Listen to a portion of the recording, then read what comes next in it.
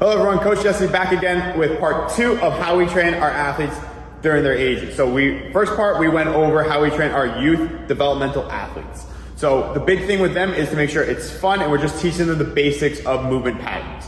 Now that they understand how to squat, how to hinge, how to lunge, how to reach overhead properly, now we can start adding some foundational strength to those movements. So we can start loading those movements, whether it's we start loading the goblet squat, whether we're teaching them how to deadlift versus doing a PVC pipe hinge or just moving through their hips. Here at Velocity, when we start training our middle school athletes, we start introducing our Olympic lifting. So we're working on a little bit of greater force development. We're working on power development. In the first part, we talked about making it fun. It should always be fun for our middle school athletes as well to keep them engaged with things. But now we can start progressing things, like I said, from a strength standpoint, from a power standpoint.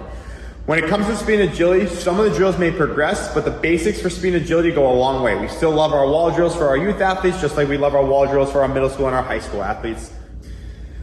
The only difference is we may change the way we coach those wall drills to make it more specific to those athletes because they start to have a better understanding as their bodies are starting to develop and as they start to get older and are more focused on their training.